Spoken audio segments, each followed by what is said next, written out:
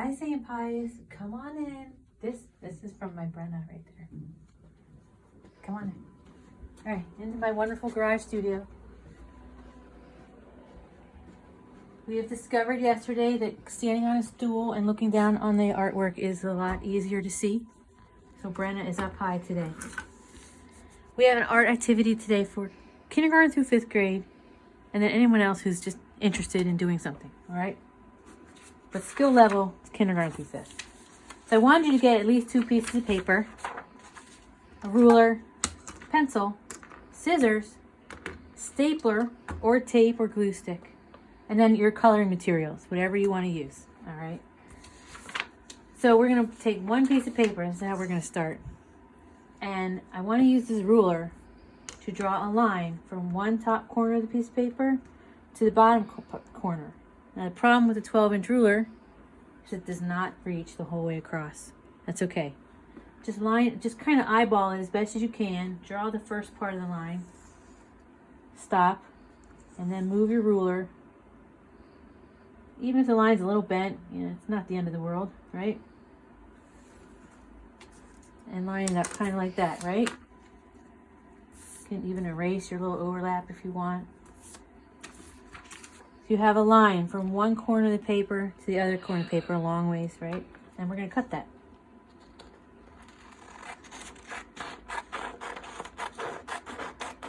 I'm not telling you what we're making yet. That's to come, okay?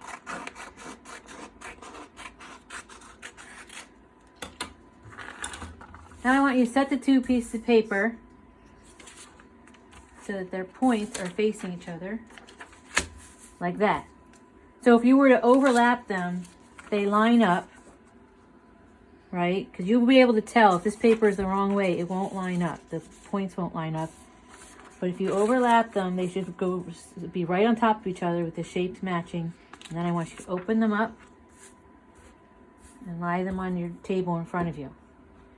We're going to take this top corner, we're going to fold it down, and we're going to line up the side here and fold it down far enough so that we're going to make a fold across from this left side to where the point is, okay?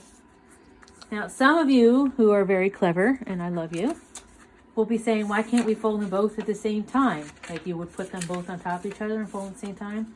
Because it won't work, right? You want to fold the other one the same way.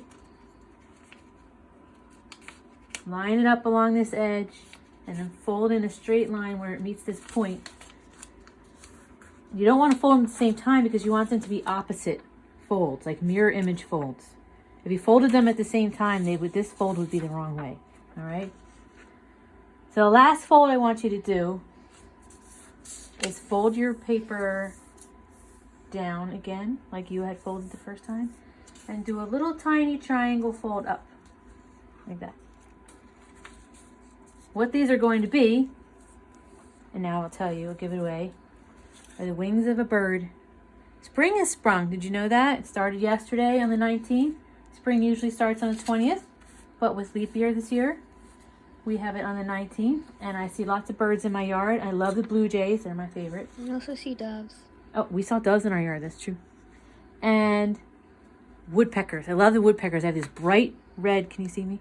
They have this bright red feathers right on top of their head. The woodpeckers are wonderful. All right, so these are the wings of our bird. We're going to set those aside. We're going to take the second piece of paper. We're going to fold it directly in half. If you have it on your table portrait-wise, vertically, you're going to fold it directly in half from top to bottom. All right. And then you're going to flip it over so the fold is close to you. And what I want to do is make a half circle here. So if you have a protractor, if you're older kids, you can use that to make a half circle. If you have a circular shape, you can put that on your paper and line it up so we can trace it, make a half circle. Or if you have a paper plate, that's a circle already. You can take that and fold it in half. All right. So we're going to make our half circle right here so that the lines of the pencil match up with this folded edge, not the open edge. You want it on the folded edge. And then we're going to cut this All right.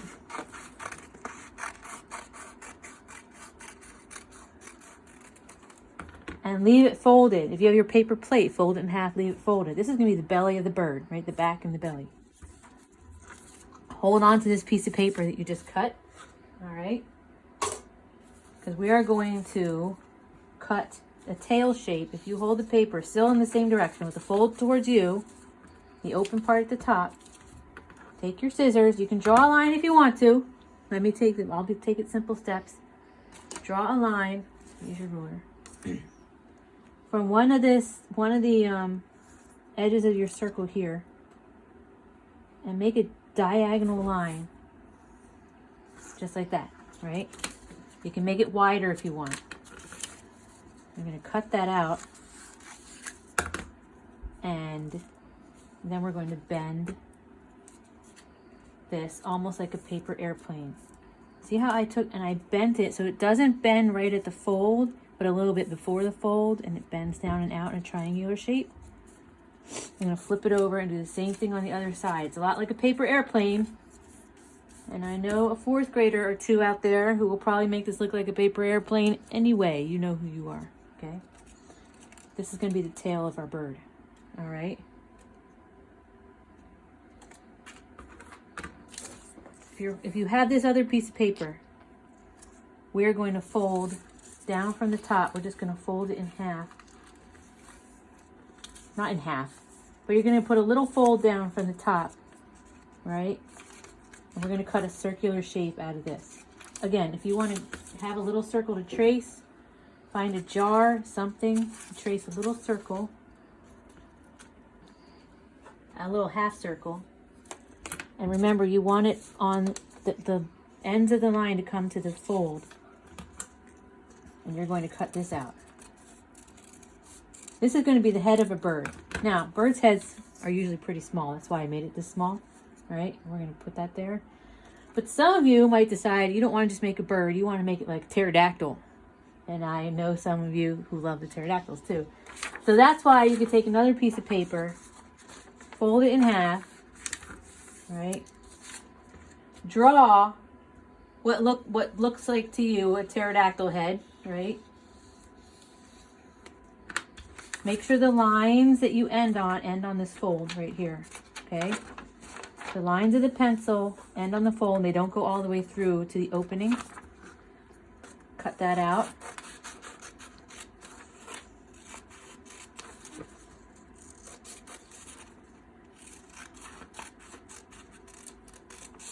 And of course you can add eyes and teeth and nose. And then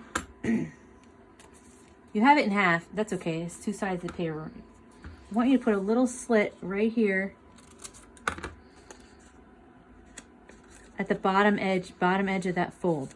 So you're either going to have a little bird head like this, which is perfect because when we take it and put it on our bird, we're just going to staple it in there. We have a big bird and a little bird head, and it looks like a beak, right? Or if you've decided to do a big pterodactyl type of head and you have that little slit there, you're going to push the slit right over the top of the bird's body so it slides on there, and you're going to staple it in. I'm going to staple on my big pterodactyl head. Okay. If you have the little head, I'm going to show you on this side. You're going to put it in there. This curve is the top of the head, and that's the beak, and you can staple it in there or tape it on. All right. So, am I making sense, Brenda? All right. So I have a pterodactyl head on, or my bird head. You can make a big giant bird head too. You have the body of the bird, and let's put the tail on. Remember, we folded that tail. So we have a flat edge here, and here's the tail. The tail can slide right inside the back part of the body, and we can staple it in. All right? That's what it looks like from the top. You have the back of the body, the tail, the head. All right? Now we want to put the wings on. I just hurt myself. Anyway, the wings of a bird, these are like the elbows of the bird. They're usually pointing backward, right? Back. So I put this fold on facing up so that when I staple it on, it actually pushes the wing up a little bit. So put your hand inside the fold of the body Put one wing on the outside with that triangular fold pointed up, the little triangular fold, and staple it in place on the to one side of the body, right? Then you can take the other wing.